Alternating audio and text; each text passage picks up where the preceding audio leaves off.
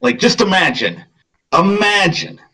if you, in your backyard, dug a huge hole and put your 12-year-old self in there with all of your gaming equipment, all your notes, and then 30 some odd years later, you dig them back up, and then you take a fresh look at them from this point of view.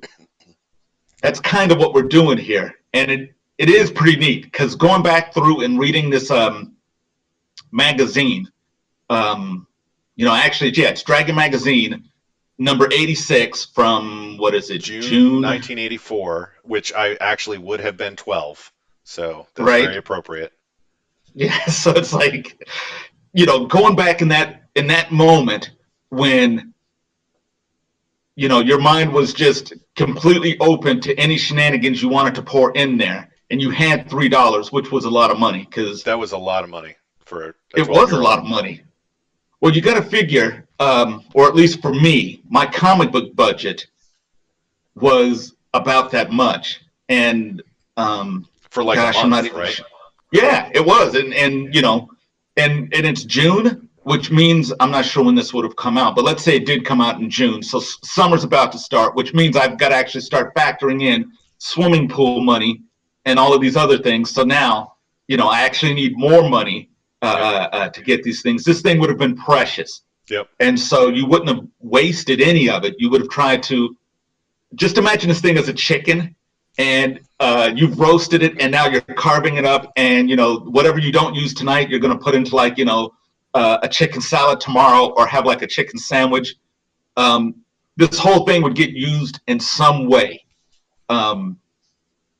It would have been precious, Oh yeah, like I even have cellophane tape along here because the cover was coming apart, and I did this with a lot of them because I read this and reread it over and over. I eventually got a subscription to Dragon Magazine. I don't know if this is one of them, but so with the subscription you'd get it, and it would still be what is this, June? This would still be May if I would have had a subscription, but usually it would hit the newsstands or the B. Dalton and the not the Barnes and Noble. They weren't around then. Walden Books. Walden Books. It would have been Yep. Walden Books, B. Dalton's, and whatever hobby / train / craft store that may have carried it in the back, or comic shop. I would get mine either at the Walden Books, or you would get them at the comic shop, or you would just inherit them because they would just kind of travel around through gaming groups. So, you'd go over to your friend's house to play, and they would have a new Dragon magazine that you would flip through or ask to borrow, and it would make its rounds. Yep. I know that all of mine probably have a lot of different imprints of other people's hands on them, because you would loan them. People want to take them and draw pictures from them, or get a photocopy of a picture from it. And a lot of it, just looking at it, just going through it, the one thing that kind of blew my mind reading this thing again was how much things are the same today when I look at this, because you're looking at the editorial first. And they're talking about what's going on and how they're going to make things better, and how they really appreciate their fans. And then I start thinking about all the forums that I go to now. And a Dragon magazine back in the day was the analog version of a lot of the forums that we go to and get our information for gaming from now. It's the exact same thing. There's even some of the snarkiness in the letters. And then, in the replies to the letters, where someone will, what was I looking? I was looking at the letter column, and this one person was really upset that there were so many ads in this magazine, and in the back there were the comics that you had in the back. Because there wasn't enough kind of upset. What's that? Wasn't enough content. Yeah, exactly. Don't you guys take D&D seriously? Or do you guys think of it as, just a joke because you have these little joke cartoons in the back? And I'm like, Those joke cartoons were really good. I mean, and what he said was true. It's like you would open the magazine and you would go to the back and Yep. read those comics first, Yep. and then you would move on. But they were good. Like you enjoyed it because it was a part of your fandom, and it was something that you can consume a part of your fandom, and you knew that someone out there knew exactly what you were going through or thinking, and they were just illustrating it. Yep. And that was kind of cool. And like sometimes like a monster would show up from like the dungeon mass from the monster manual, and it would be neat because you're like, oh look, they just drew like a displacer beast or a rust monster or something, and it would tickle me. Yep. And then there's what's that? Yeah. Yeah. One thing that they don't have in this as much. So like here's some of the ones. So we had Wormy, which I really liked but didn't like ended abruptly. I don't remember there being an actual ending for it. Right. And then they would usually have things like this, where like the Mages Guild, no parking violators will be towed. So there's Right. there's a they'll have little one-shot cartoons. Usually they'd have like Yep. a whole page full, but this one has a Yeah. second piece of um, Talanalan, which I remember. I think it changed the name later, but Kurt Erickson is the creator of that. And then the Snarf Quest. This is Snarf Quest Yep. 11. This went on for a number of years. They went out. They Yes. came out with a book. Larry Elmore finished it up.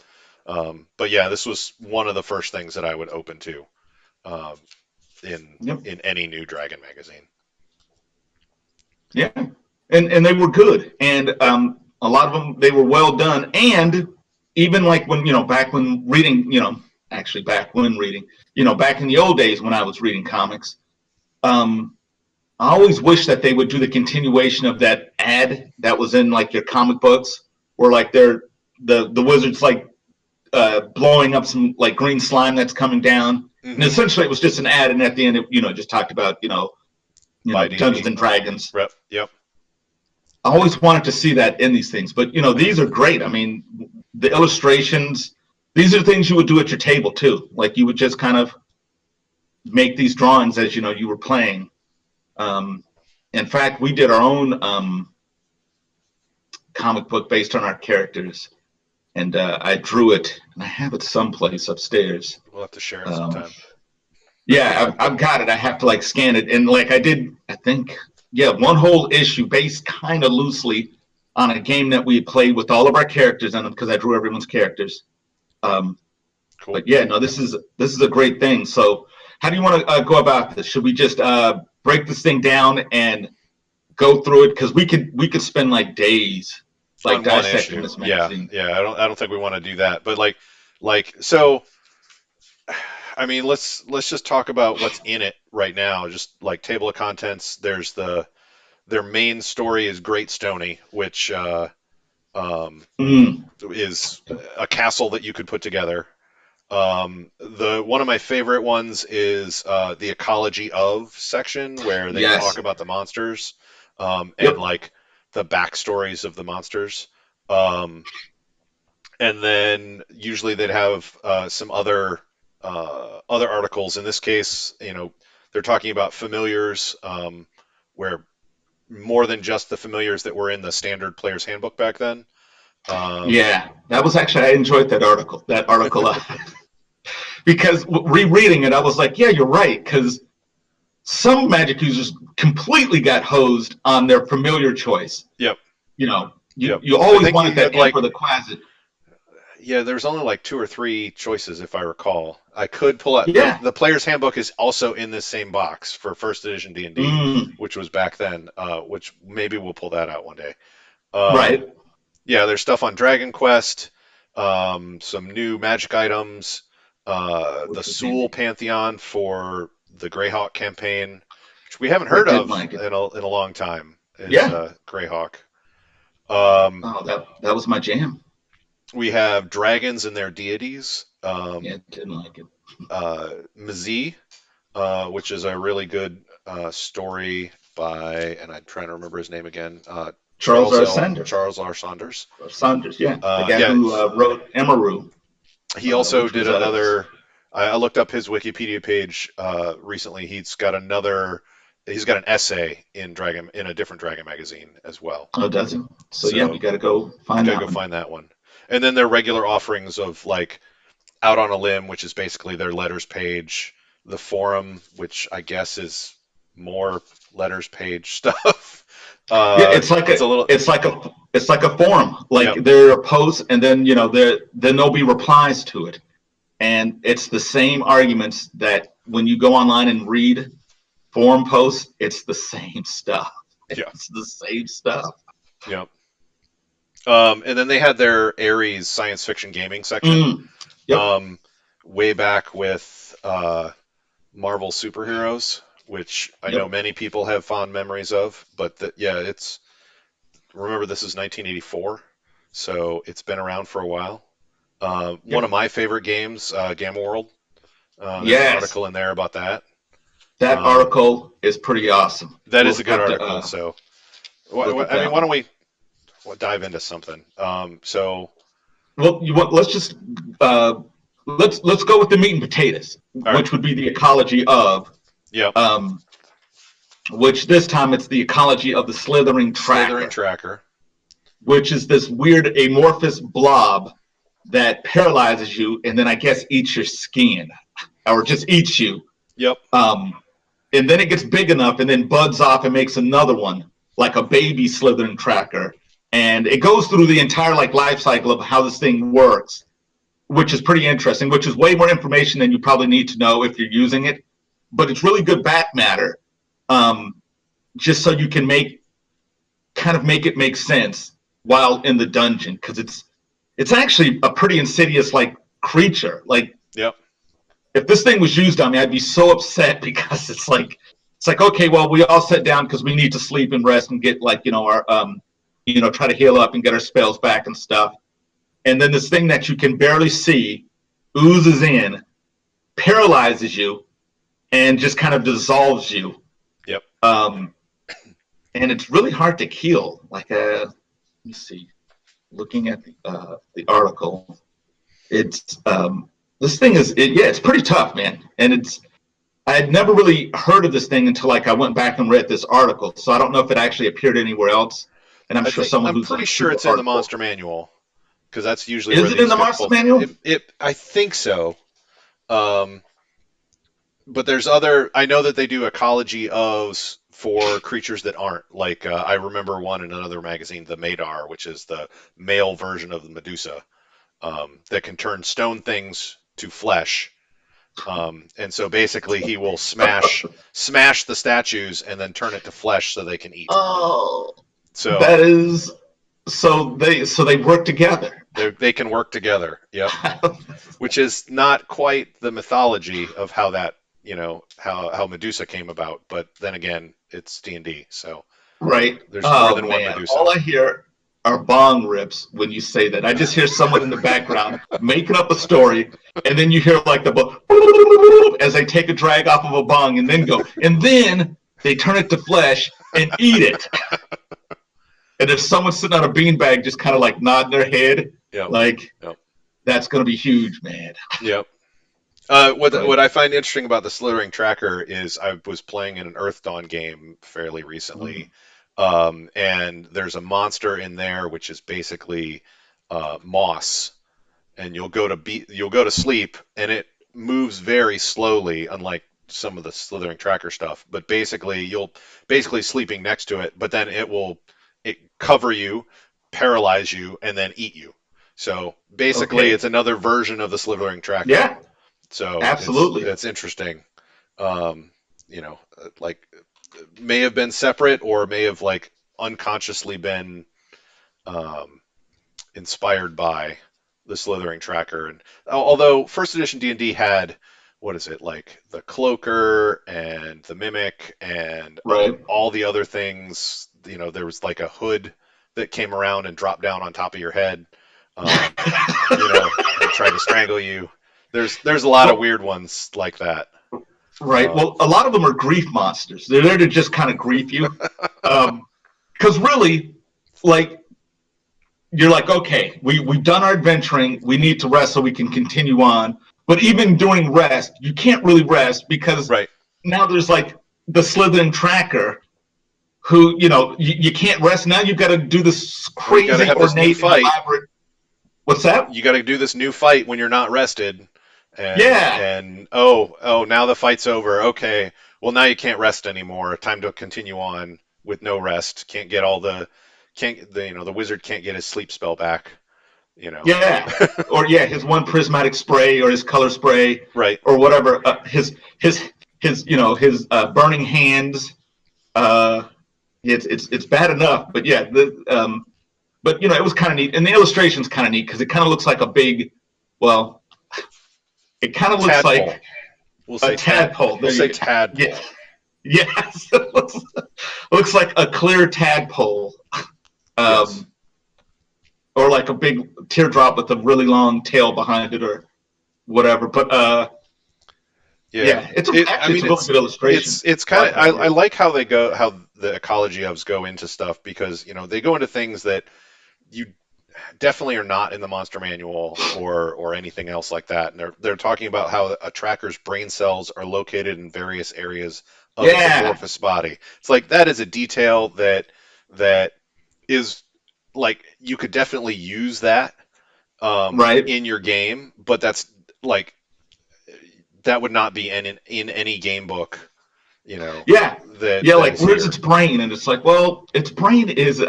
it's got a neural web Yep. Yep. throughout its body.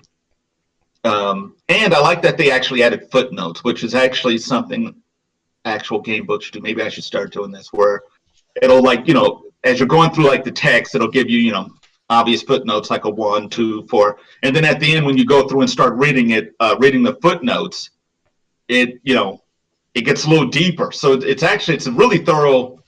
And how long is this article? It's one, two, It's three, like four three-ish pages. pages. Yeah. I Yeah, mean, the if you first took out page all is the ads mostly and stuff. is a picture. So yeah, it's about 3-4 pages. Yep. Yeah, and that's really involved for just one single creature, which they kind of did in second edition with their with the loose leaf monster manual stuff, where Yep. each monster got a full page. Which was Um, very controversial, but it I was, loved. but yeah, I thoroughly enjoyed it. I thought it was fantastic, but you know, oh well, what can you do? But no, the ecology was awesome. I guess the next one was an article about familiars by Stephen Ennis. Ennis. Yep. Yeah, new pets that match magic users who call them, and magic users who call them. And that one was just an article on basically how familiars were really neat, but they weren't. There weren't very many of them, and the ones that you could get, and even he said so in the article, is that it kind of favors the evil magic user because of the imp in the closet. But if you were any other alignment, you kind of Oh, that's you right. didn't really. Familiars were by alignment back then too. Yes. So you didn't get um, any that were as powerful as those, Yep. and they try to rectify that with adding a lot of new creatures, and they break them up into supernatural and just kind of mundane. And I guess supernatural like the imps, um, and then they add a whole nother thing for like the good ones and the neutral ones that are all supernatural exoplanar creatures. Right. And To kind of go along with the Quasit, since yes, it's a kind of extraplanar creature there too. yep. So they kind of So fill it out. this would have been an article as a player. I would have presented to like my GM, and who at the time was a good friend of mine named Sam, who was the best GM ever. I would have been like, hey, I just read this. Can we use this in the game? Because my guy, he needs something a little bit, Well, it's like better than his having one of player. the various like splat book type stuff of like, hey, Yes, I want there's this new class that just came out from this, from Wizards, for D&D. I want to use it, but a lot of that stuff came in Dragon Magazine yep, originally. So, and this is like 10-page article, most of which are the descriptions of, all these different familiars for the different Yeah, alignments. So I mean, this was yeah, and how they work. It's huge. really involved. Yep. It's really involved and really in depth, and it's thorough. Like they've given me everything that I need, like hit dice, where these creatures come from, how they behave as familiars. Yep.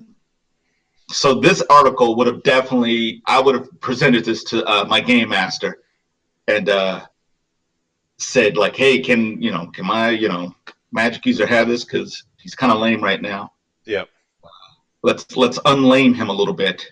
And Um, it's definitely reminds me of all the new classes or new feats for third edition when third edition was a thing. And I know fifth edition's doing similar stuff where they're adding more stuff to it, but this is fan added stuff yeah, that's in a magazine, so it's kind of vetted in a little bit of a way. yeah. Well, So it makes it legitimate. yeah. You've legitimized it by putting it in Dragon. I mean, imagine if you could have had some of your ideas put in Dragon, and the readership, the fan base could actually see your ideas and incorporate it in their games. How cool would that be?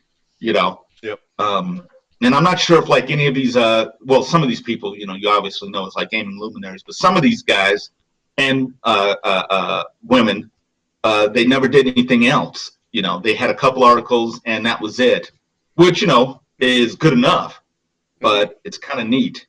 Yeah, some of the people came in and had a really good idea and presented it, and then some people, and that was the only time you ever heard from them. But then other people use this as a springboard to kind of, continue on with their game publishing career. Yep. Um, Hold on a so, sec. yep, Let's like stop for a second. Are we still good on the video and stuff? yeah, Okay, cool. I just wanted to like stop just to make sure that we just so like later on, like when we go back and edit this thing, that it's okay. Just because I know that sometimes stuff like craps out and things like that. But okay. yeah. You're still moving, and I still see audio stuff on our screen stuff up here. So Okay. all good Cool. so far. Okay. So what else? What other article do we want to jump to? I was never a big Dragon Quest person, so I don't know that I ever actually read this article, so I'm just gonna skip it again. Yep. Unless you're a Dragon Quest person. Absolutely. And back in the day, 12-year-old Jerry would have he might have read some of this and was like, it's not D&D. I'm moving on. Yep. Yep. So there's a section on 5 new enchanted books, which very much like the familiar one, just adds more stuff as like a GM you could do. I found this interesting. So this is like first edition champions, and they had miniatures out for superheroes, which you almost never see.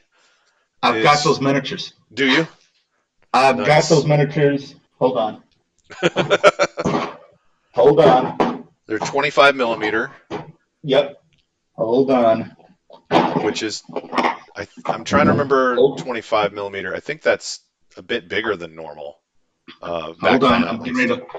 I've got these miniatures and I'm about to pull them out. And if you look at them, you can verify them by looking at the illustration. So down here. Yep. Yeah, the illustration down there. Hold on. Okay. There's this guy who, if you look at that illustration, he's in that picture. There's the winged, like, devil guy. I painted mine red. He's not green like in, theirs. Yep. The flying lady. And I'm not sure who these characters are, but, you needed the miniatures because if you were gaming anywhere. Well, is that Foxbat there in the middle? Looks like he's got a 5. Yes. Yeah, let me see. What color did I paint? If I can even find them. Because it's funny that oh no, that's Foxbat back here, I think. This guy back here. Yeah, there he is. I think this right guy's there Foxbat. is Foxbat. Yeah. My Foxbat was painted blue and yellow. Yep. And I can't remember when I bought these, but we still use them, and that's why they're sitting here like in the gaming area. Because if we play a supers game, they're here. Um, Nice. yeah. Yeah, So I need to 30 pull years. out my Marvel Hero Clicks when we Oh, do Supers games. yeah. I got a ton of those too, man. I got yeah, like my house is a TARDIS of gaming materials. Yep. Like Yep. you go through any of these rooms, and there's Probably bound can't. to be some. Yeah, I mean, like both of us behind us, you probably can't see mine very well, but I put the things that are most interesting to me in the bookshelves behind me, and you have DC Heroes behind you, so definitely. Yes, that is the one. That is number one on my list of most favored in the entire universe games. But okay, let's see. So yeah, that ad was neat. So Um, yeah, play yeah, by mail, not email, mail. yep, You don't see that anymore, especially not a full page ad to play by email. right. I think you had to Um, you had to pay for this, didn't you? yeah, You I basically played in paid. one. Okay. I played in one. There was one for Conan, but I never got around to playing because again, back in the day, you could the way it worked, or at least the way it worked in the game that I played in, you bought X amount of turns to play, Got it. and Yeah, you I could see buy that. more turns. And but so me and my friend basically we shared. I guess it would be an account. We shared a character, and it was called "It's a Crime," and it was basically you controlled a gang, Hmm. and you started with the city block, and you would write in your decisions of what you were going to do on that city block. Like you could buy weapons, you could go make money, you could go do. You had just choices. You would send that in, and then like a month later, you would get a letter back saying, "Okay, this is what happened." And it would show the map again. It was like, okay, you took over this piece of territory, and this thing costs X amount of turns, this costs X amount of turns. So you had to kind of plan it, unless you just had an unlimited amount of money. Like I'm sure Hmm. if I was an adult, I'd be like, whatever, let me buy like 100 turns for you know $30 or whatever it cost, Oh, and it'd I be would more just than play that it through. here. But It was how much so is it? like this Illuminati play by mail was $15 setup fee, and it gives you your first three turns for free. But then it's $4 per turn after that, Yep. Yeah, it's pretty dear, with man. 32 actions per turn. So Yeah. it's I think that's why I never went into it, because it's like, I mean, we talked about how expensive $3 was. Yeah. $4 a turn for something I'd never done, have no idea how it plays or anything like that. That's huge money. I mean, for $15, I could buy, a hardcover D&D book at that time. So it was, yeah. So I never got into that, but I found this interesting. So It totally is when you and like I said, a friend of mine, we both went in on it and did it, and we only lasted maybe, oh gosh, I can't remember. It wasn't a lot of turns because it was really slow because it's played by mail, right. and it starts adding up, getting expensive, but I could see it. But anyway, um, then there's the Pantheon of Sewell, Yep. which I kind of read it because I like Greyhawk. Greyhawk was pretty much my first game world that I really got to play in, and I love those maps that were in the box set. Oh, the box set was amazing. I never It actually was used it, but I used it for not in a game, I should say. I used it for inspiration for my own right, game setting. Um, but I probably still have the box set somewhere. So right. Yeah, no, mine's sitting upstairs with all my D&D stuff, and occasionally I'll pull it out and look at those maps because the maps were amazing. Because the maps in themselves were just adventure generators. yes, Because you'd like, well, what's over here? Okay, there's ice up there, and let's go up there and adventure and see what's going on up there, and then you make up an adventure that's up there. But um, this Pantheon, I didn't particularly care for. Rereading it, I was just kind of like, okay, it's all right, I guess. well, it's I it's mean, hard to say it's a pantheon as well, since there's I think, only 2 deities. Yeah, they So only describe two. Well, maybe like an issue, the next issue, maybe they describe a little bit more. got it. Um, Yeah. but But it was written by Gary Gygax. it, So, it or was. no, sorry. It was Well, written it's by Leonard Lakofka, but it's Greyhawk, I guess, is copyright yeah, by Gary Gygax. Gygax. So, But I think it's based on like maybe his notes or something, or maybe. But it's okay. It's just I don't know where I would use these gods and going back into the mindset of Little Jer. hmm I'm looking at this and like this guy's attacks are 4 to 40 points of damage, and he has +7 added because of his strength. And that to me, that actually the adult Jerry that tickled me. Young Jerry would have been like, man, this guy's amazing. Adult Jerry was tickled that not only did they do 40 up to 40 points of damage, but then you add on 7 points. yep. So I'm just imagining sitting at a table and going, okay, you just took 35 points +7. And then it's For like, a greater God, yeah, and it's like that's one of the things that always got me is they put stats for deities, yep. which there was a time early in my D&D games where I was talking about D&D games and stuff with other people at a summer camp, and they were like, oh yeah, we're like going through the deities and demigods manual and killing every single one of them. It's because you gave them stats. Yeah, So it basically it's like, okay, how do we defeat this person? They've got these yeah. special abilities that we have to get around, but they only have 320 hit points. So, which was a huge amount back then, still is No, now, I it's think. a ridiculous amount. But it's one of those things where it's like, eh, you gave him points. Like Norebu here on the next page only has 145 hit points, so he probably would have died first. So, Well, in all honesty, in his defense, he is a lesser god, right, and right, you know, of luck and gambling. yeah, and he only does 1d8 points of damage +5 with his what is this? His sling. Yep, he's got like a regular like a regular sling with some extra oomph to it, and a 5 to 8 point damage +8 dagger. So it's a D4 +4 +8. Yes. Well, that's Why always not the just a funny part. D4 Is plus the 12? I don't know, but yeah, that's always the funny part to me at the end is that +8, right, +7. right. Um, but he's pretty beefy with a 55% magic resistance, which is really good. But obviously not as good as the greater god Lindor with his 95% magic resistance. So you're going to have to just hack him to death. You cannot even fireball him or lightning him. Yep, yep.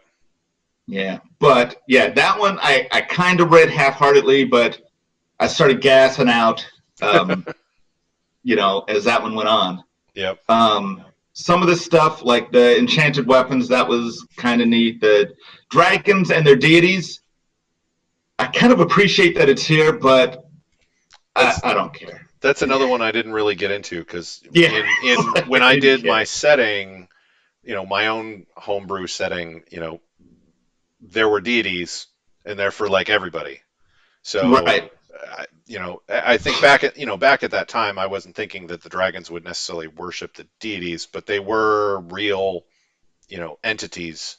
Yeah, So, you know, you could potentially find them and talk to them, but yep, and that was me as a player, with my cleric or whatever. But I got to imagine like an ancient red dragon can just go talk to these guys anytime they want to, you know.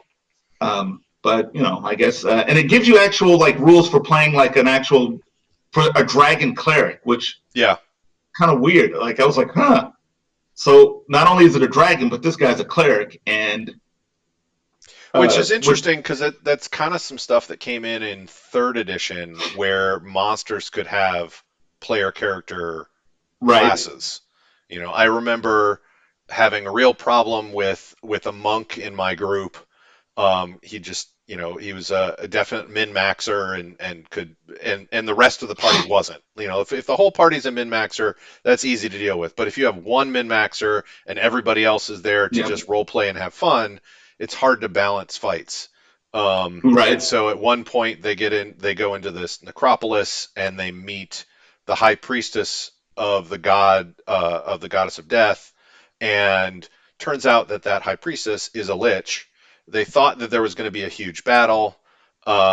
He sees a bunch of skeletons with like carvings all over the bones, and jumps into the middle of them, and is about to beat up on some skeletons because he's like, oh, skeletons are easy. I'll just do like a spin kick and just break them all, not Right. knowing that I'd given them 8 levels of monk. So they all go, "Ugh." And he's like, oh boy. Right. And is like realizing I just jumped into the middle of that. Right. Yes. So that was pretty cool. So I mean, this is kind of like that. Well, proto yeah. of that idea. Giving Yeah, it is like, dragons yeah, when you cleric put it that levels. way, it does become way more interesting that now there's another facet to the actual creature now, because it can be a monk, or actually in this case a cleric. Yep. Which I never thought about a dragon casting a clerical spell, but now that's in my head. Yep. Um, It may have let's see, also they had it may have also been what's a that? response to how dragons, if the dragon was like the only other combatant, depending upon how well the group worked together, a dragon could either wipe a party or be dead in a round, Yes. and so this would kind of spice things up a little bit if you were against a party who was dead in a round. Right. But I don't know. Minions is usually what I would do with dragons to make them Well, yeah, harder to exactly. kill, because you couldn't just all focus on the dragon. You had to worry about the minions too. Yep. Yep. Absolutely. That's a good strategy for it. Well, let's see. Let's move on. There was the Mazia article, Yep. which as a kid I would have probably like read and then just moved on, because it's essentially just a short story. It is. Yeah. An Afrocentric fantasy short story, which looking back, it's like, wow, that's kind of neat to actually see, in 1984 in a Dragon magazine, and now being hyper aware of stuff like that, Right. it's kind of appreciated. Back then, it would have just been a story to me. It'd have been like, okay, some story with some people got some funny names. Yeah. They had some good. But They then had some good stories. They wouldn't be every issue that I remember, but they definitely had short stories in there, and a lot of them would spark imagination a lot of times, which I Yes. liked a lot. Yep. So Let's see. Then there's the Aries section, yep. Right. which Right next to the this was Gen Con 17 ad. So yeah. again, making us both feel old. Yeah, Gen Con 17. That is so weird. So weird. And even then, like, Gen Con would have been something mythical to me. It would have been so far removed from, where I'm at in, like, Las Vegas, that it's just, you might as well have said Gen Con is on, like, the moon. I'd have been like, oh, okay, well, Right. I'll see if I can make it to the moon for the next Gen Con. Maybe Gen Con 18, I can get to the moon. But yeah, it is just crazy. Yeah, it wasn't until my freshman English teacher, who evidently she and her husband played D&D as well, and I played with in his campaign for a little bit. They actually sat down and talked with my parents about that Gen Con was cool. It was a safe place to go. It was it was pretty cool to go to. So I didn't go Gen Con 17. I think it was a couple years later, but that's when Right. my first Gen Con up at the Mecca Convention Center in Milwaukee, after they moved, because this one was still in the University of Wisconsin Parkside campus in Kenosha. So Right. this was they moved a couple times. So Yes. all right, Aries. So, Yes. Well, the first article in this is a superhero article about villains and how I guess they don't exist in a vacuum. And What are the motivations for a villain?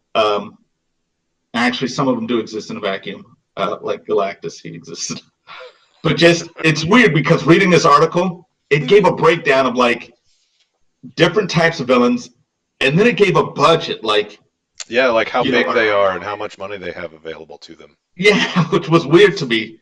But back then, this would have been something I would have completely consumed, and it would have made perfect sense. Like, if a villain makes $1 million a week, or a villain group, this is what they have at their disposal. And I'm thinking, that's still a lot of money, man. Or like the small time, like, $2,000 a week. They're concerned with, what was it, muggings, and I'm thinking that's actually still a lot of money, man. $2,000 a week.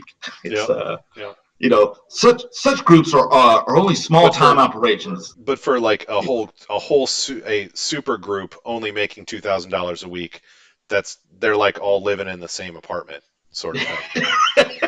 So at least today. Back then, maybe they could share a house or something. But yeah, exactly. Hey, you guys want to get a criminal enterprise going? To start off, we can all stay here. I've got my job at PetSmart.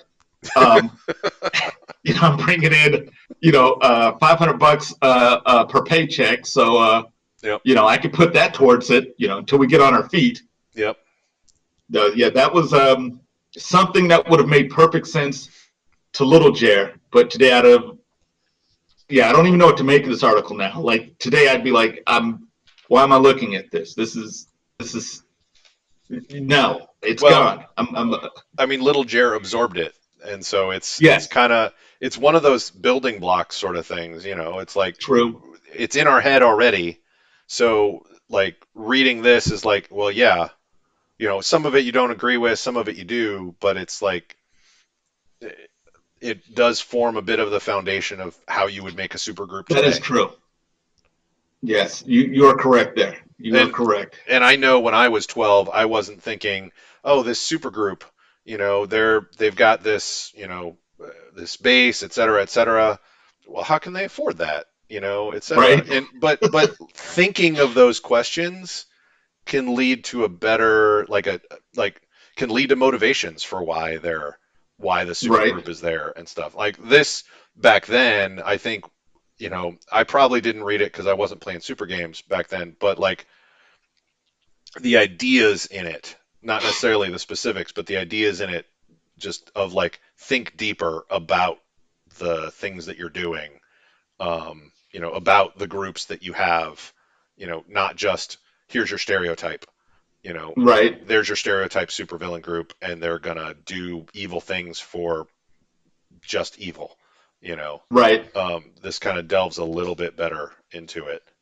It does, and it kind of gives me an idea that like you'd run into the supervillain group, and the ones that are making like, 100,000 to $1 million. Like I'd go, well, wait a minute, superhero. How about I just give you $100,000 to just make this go away? Yeah. Yeah, I mean, $1 million. You could just, it's like, oh, you're living at your, you're living in a college brownstone. Exactly. How about I buy you a house? How about I just exactly. Why don't you work for me? Yeah, that would absolutely, maybe like depending upon the game, that could totally change the tone of the game. As this one superhero suddenly becomes effectively a villain, or the minion of a villain, when the rest of the team may not know that sort of thing. Yeah. Or he's just going around to supervillains and shaking them down. Yeah. Like, hey, I know what you got going on over here, but I'm willing to look the other way if you give me some of, like, what are you guys making a week? $10,000, $100,000 a week? Yep. How about a week's worth of salary? I go away. Right. Right. It just do that. But no, that was an article like, Little Jared would have read. Now the one in here that is the star. Is that the Gamma World one? It is the Gamma World, written by James Ward. Yep. Like this one, going back through this magazine and looking at this, I was like, ooh, especially since it's the moon of Gamma World. And I'm like, the moon, the moon it never occurred to me to use the moon in my Gamma World game, but it makes perfect sense once I read this article. Oh yeah. And Yeah. this article is, personally, it holds up today, man. This thing is awesome about what was going on the moon during, like, the war down on Earth and how it survived and Yeah, it goes into how the the history. mutations got there. Yeah. Yeah, this one is clever. I love this article, and it actually kind of made me want to play Gamma World right now. Which edition? Because I've got all but like the most recent one. Well, I've got all of them except the White Wolf one. But my favorite is the 4th edition that uses the 2nd edition D&D rules. Gotcha. The 3rd edition is pretty cool, except that the 3rd edition was missing stuff, and you had to get that errata sheet. The 4th edition was a slimmed down book, and it made a lot more sense to me because the Gamma World rules were always a little bit odd to me.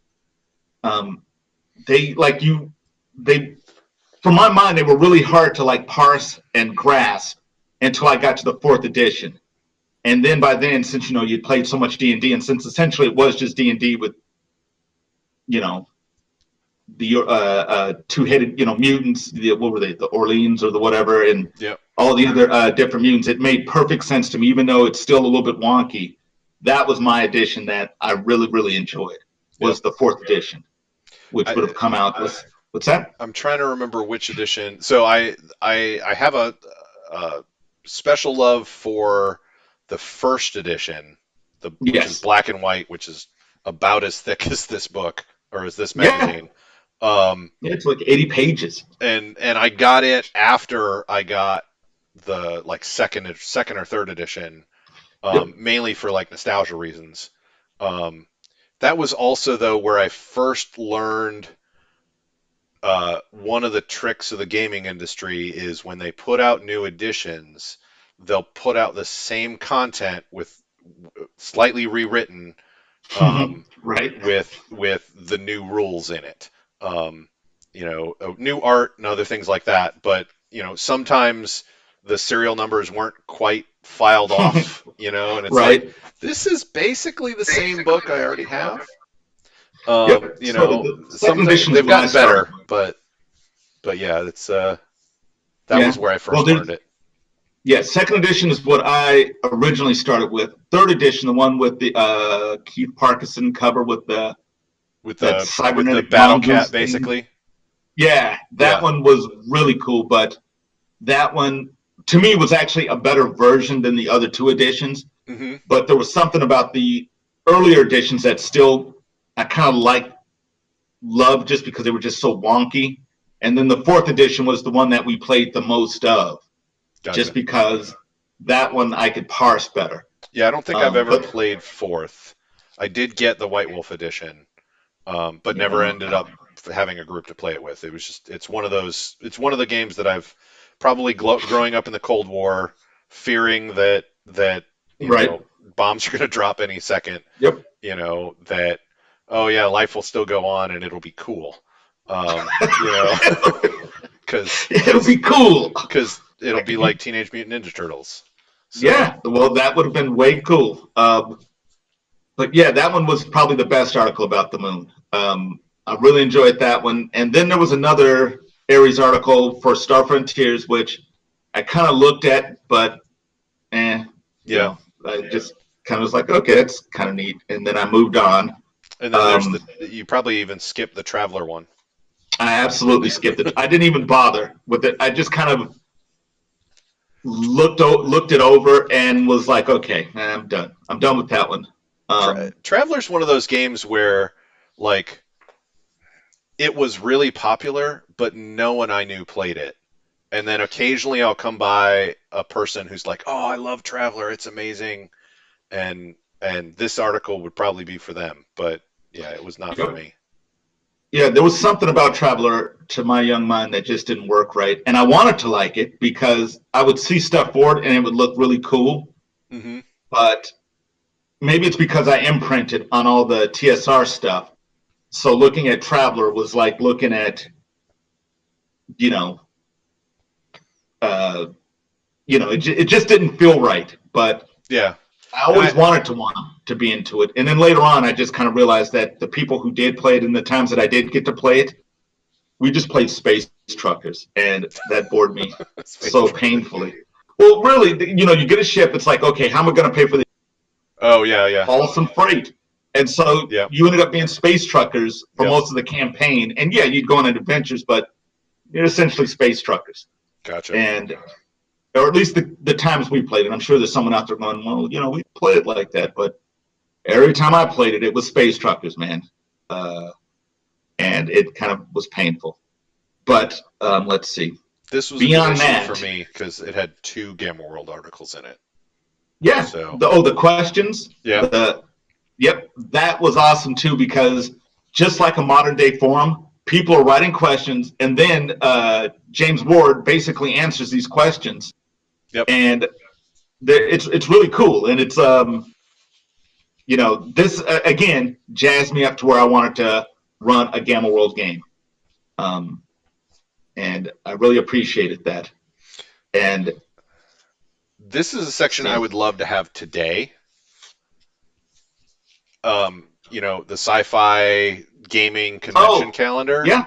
Because there's no one place that I can go today that I know of, other than Googling stuff to find conventions for the entire next year. And it's kind of cool because you could just kind of plan out where you were going, because some of these are fairly close to one another. And it's funny because some of these are still running today. I mean, I should probably look and see if some of these are up today. Like Genghis Khan. What is this? Archon. I've heard of Archon. I don't know. Well, there's Icon, Archon, Earthcon, Lincon. Yep. Origins 84, which would be in Texas. Yep, that's the next. That's the next page. Is the Origins 84, a Texas-sized show. Origins used to move around. Now it's in Columbus, but it used to move around every single year. I think that was mainly so that they could cover more of the United States and weren't like always centrally located in Wisconsin like Gen Con was. Right. But I don't know the whole reason why they decided to move around every time. That seems like a lot of logistics to move every single year. Well, probably back then it wasn't, but now if you tried to move Origins all the stuff and all the people, Origins was a lot smaller. Yeah, like I don't know like the attendance of like Origins in 1984, but I can't imagine it being 20,000 people or Yeah, they talk about it 30,000. being at the Dallas Market Center, the site of the largest exhibit hall in the history of the convention. Yes, 175 booths. Yeah, and then which I think is pretty small compared to Gen Con now, probably even compared to Origins now. But then they're also talking at the conventions we'll have 2 nearby hotels, just 2 hotels. Yes. Whereas I think Origins right now has like 8 or 10 that you can sign up to stay in. Well, it's an event for the city. Like, the city kind of transmogrifies into, Gen Conville or, Originsville. Yep. What's cool, what I like, is the gamer's guide in the back that has all the different ads. Yep. So you can buy your battle mat. Yep. Yeah, get your character illustrated. Characters illustrated. Yep. You don't Atlantis. need to go to Fiverr. Yep. They've got an ad for Atlantis, a complete fantasy world, coming soon from Bard Games. Yeah, I have a Dragon Bone. It's broken, but I have it. Oh, do you? Yeah. Oh, that's cool. We can go over it. Oh my god, I remember that. I'd like to. That thing is. What's that? I was going to say I'd like to take it open, crack it open, look at the electronics, and see, because it would, like right now with like an Arduino or something like that, it would be super easy to replicate. But I want to see if I can repair my existing one. It got dropped one too many times. Let's just put it that way. Right. And yeah, and then beyond that, once you get beyond all these cool ads, and there's a lot of cool ads in here, Yep. And then we get to the handcrafted miniatures, comics and stuff. and then the Handcrafted. comics. Yeah, you get a handcrafted miniature in 1984, Huh. and yeah, then it goes into the comics, and that's the issue, man. Wow, we literally just did this entire issue. Yep. We have Um, the back cover of Middle Earth Role Playing Game, or MERP, which is, I yeah, think, that acronym alone is what turned me off to the game. So it just sounds silly. it Uh, does. yeah. Yeah, this is great. But Iron Crown Enterprises did a whole bunch of stuff. You know, their front page, inside front cover for Lore Master and their stuff, and I think they're still around, but I'm not Yeah. positive. Well, they're around in a smaller capacity. They're not the Iron Crown you remember, but Right. what Iron Crown, the influence Iron Crown, like all their Middle Earth stuff was awesome. Like if you just got that, never played the game, but just got it for the content, was awesome. But more importantly, what they did, or at least for me, is, and what I've stolen and tried to use in my own projects, is the branding. Like every one of the covers was branded, and you knew that it was an Iron Crown thing because one, it used the same characters all the time on those covers for like the Lore Master stuff, Oh, okay. and their logos were always the same. And if you look at a lot of products, even today, someone will have a product line and they'll have 15 different logo treatments because this one will be for elves, so now they've got a fancy elf logo. Oh, But they never have a branding logo that ties it all together where Iron Crown understood branding. got it. And all of their covers, all their branding was top notch.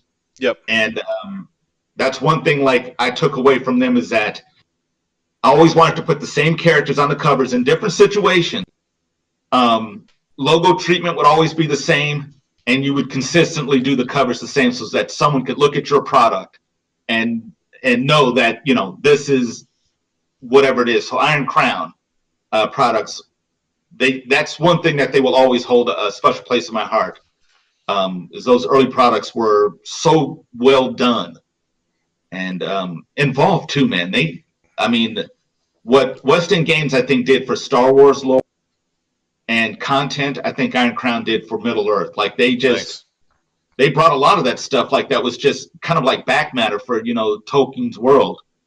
They brought it to life and made sense in like a gaming context. And you know, that is like I still got some like I'll mine through Hmm. for ideas and stuff. Yeah, and Um, I think one of the other reasons, other than MERP, Middle Earth Role Playing, was that when I was a kid, I wanted to make it my own. So like mhm. that's why I would buy the the Greyhawk. I bought Ravenloft.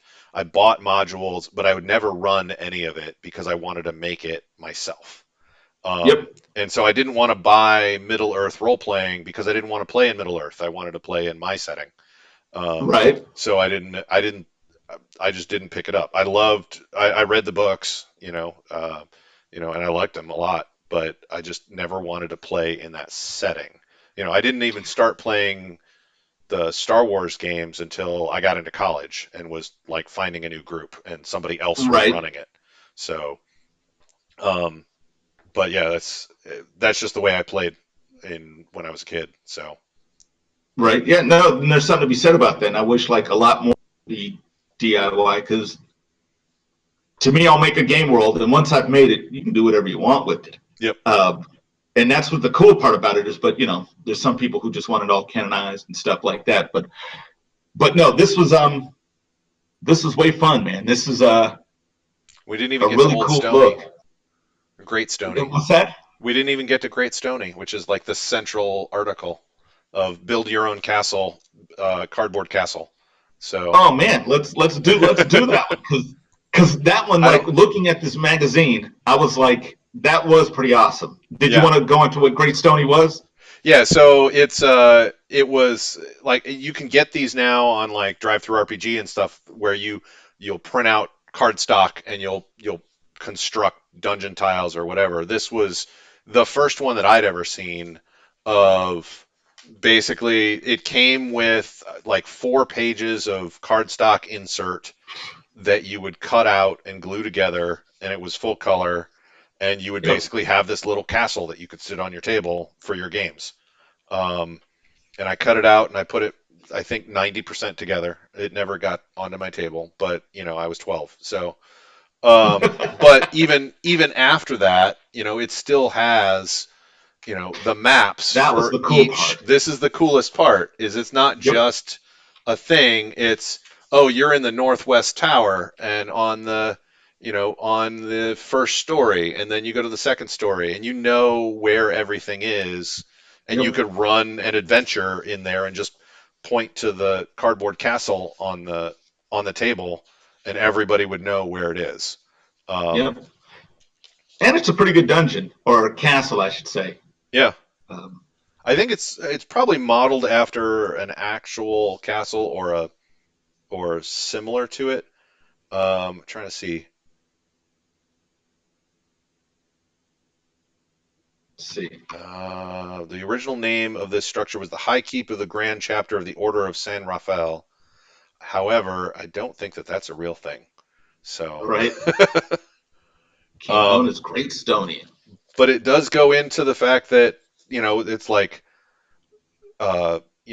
how many people would normally would be able to be in the chapel at one time, and other things like that. It goes into not necessarily the history of it, but more the capacity of it. Yeah, the Um, function. yeah, and then there's a section here which I would be interested in now, which is from concept to cardboard, which is like Right. how he took it from like a map and talking about it, and then made it into a cardboard castle. Yep. No, there's definitely some craftsmanship here because it is like even when you look at like the diagrams, someone had to like basically visualize this thing, Yep. put it together, and then deconstruct it so that I could build it. Yep. Um, and even looking at the diagrams, like these doors actually open.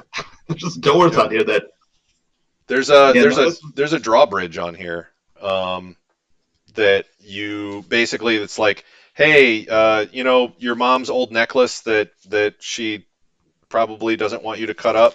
You can cut the chain out, and actually probably can't even see it, but you can put the yeah, chain there to do a drawbridge. So yeah. it's pretty And cool. that's It's absolutely yeah, that's absolutely what your mother would want you to do Yep. was Yep. go into her jewelry Jewelry thing box. and Take her favorite pair of sewing scissors that you're not supposed to cut paper with. Cut metal exactly. with them, and then cut all of Yep. this stuff out. Yep. So, Yeah, I do that today. And yep, my wife goes crazy. yep. I also appreciate the maps actually have thickness in the walls. So many Yes. maps from this era, at least, like it would just be a thin line on the graph paper of like, here's your wall, Yep. and there's no thickness to it at all. But this is a castle. It's got to be thick. You got to blow the walls out, that sort of thing. Yeah. So, No, this was way cool. This right here, I would have probably tried to buy 2 copies of this because I'm so nuts about you want to keep the cutting original? stuff up. Yeah, Yep. exactly. And It plus, I would have probably messed it up. It would it have took just me been a me with long time to be like, I am going to put this together, right, and I carefully unbent the staples and rebent them, to take it out, so I wouldn't even rip the paper, the cardstock, taking it out and right, stuff. Yeah, because I couldn't afford $3 more, right. and I couldn't wait. Exactly. By the time I got back to a B. Dalton or a Walden Books, this wouldn't be on the shelf anymore. You Well, know, yeah. Well, it would be your mall trip right? that That you happened. drove up to the mall. Yeah, Yep. yeah. No, I I had to wait for my completely. parents to take us all to the mall when Yep. those were a thing. Absolutely. No, that's no, this is awesome, and it's like what do you think the next one we will do? The Yeah. So next this issue of was this. issue 86. I don't know. We could randomly pull ones, but I think we should look for, like, I know that these even aren't all mine. or not mine, aren't all of mine. Right. Um, so that's 86. I just pulled up 213. So I know I've got another box somewhere. Um, I don't know. We'll find something. Oh, well, or we could talk about White Wolf magazine. Oh man, I don't have any White Wolves. I think this I've is the got only Space one I Gamers. have. Yeah, I've got Space Gamers, Dragons, and just an assortment. See, I love the art there too. Well, Um, this is the same artist who did all the art for Paranoia, which really worked for Paranoia. Um, which I love that game because basically it gives you carte blanche to kill all the players and have all the players kill each other. So right? and everybody has fun with it. But Yes, over and over again. yeah, we'll have to pick another one. I don't know if we do we want to go further back in time or do we want to jump a little forward? We'll figure that out, I guess. So yeah, I got to go in the garage and look at my dragons and Yep. see which ones that I still have that exist. But I think it would be cool to go to just look at how the technology has advanced and how, like like if we looked at one that was earlier and then looked at one from like the later stages Hmm. and just see like what is important to people, um, and what people wanted to see and what the actual developers and the publishers thought was important. Right. Because some of it, like again, some of it I completely would dismiss because it wasn't important to me, and Yeah, I some would of get it I would so completely angry devour. if it was What's like that? I would get really angry if I would buy a Dragon magazine and find out that it's like 90% dedicated to a game I don't care about. You know. Some of those Um, would. Yep, yep. And that was to its credit, the early Dragon magazines did that. Like it wasn't just all 100% D&D all the time, right. but sometimes you would get stuff where you're like, I have no interest in whatever's going on in this issue. Well, it's like the Dragon Um, Quest article in this one, or right, I'm sure there are people that didn't like Gam World. I don't know who those people were, but right. but that's two articles that they wouldn't have cared about, but there were a bunch more. But I know that in other issues, it's like, hey, we're dedicating this issue to, the Marvel superheroes role playing game. It's like, Some of those, like yeah, the I Ares own it, magazine. but I didn't really play it. So, yeah, Yep. And it would be like that article, those areas in the back would like either really slim yep, or they would just be huge. yep, And like sometimes you're like, yeah, you're just like, okay, whatever. I guess I'll just read like the little form or like the letters page and then I'm out. yep. Or I'll read about Which the history of Alpha Flight, you know. is true. Because I don't read the Exactly. comics. I'll just read about this Yeah, you'll thing. just read it in a Dragon magazine, Yep. some weird article and stuff. But yeah, next time let's do it. Next time we should look at like the letters page and some of the forum pages because Yeah. they are very interesting and like how like someone wrote an article like in this issue there was someone who had written an article about gems and their magical properties, but then there was a woman who had written in and said, hey, I she obviously plays, but then she was like, some of the stuff isn't correct and da da da da because I guess she was like really into like the gems because I guess she ran a club Okay. and have to call them out on it. And it was really interesting to read some of these like letter pages and stuff like that. And I'd be kind of curious where these people are now. Are they Yeah. still playing? Yeah. Yeah. But no, this is way fun, man. Yeah. This How was about really you interesting. find one of yours in the garage and we'll go over that one. Yeah, absolutely, absolutely. But okay, yeah, that was fun, David. It was Cool. we did magic here today. And, hopefully, everyone else thinks it was magic and not just something to throw away. Hopefully, this is Well, not the part of the magazine that people skip. right. You mean the end? Yeah. Yes, exactly. We need cartoons. That's what we need, so that we put cartoons at the end. Although, Right. just like in a magazine, you can skip to the end. So we'll figure True. something out for future That's episodes. right. Okay. Cool. All right. Have a great day, everybody. Yeah. Thanks a lot. Bye bye. Bye.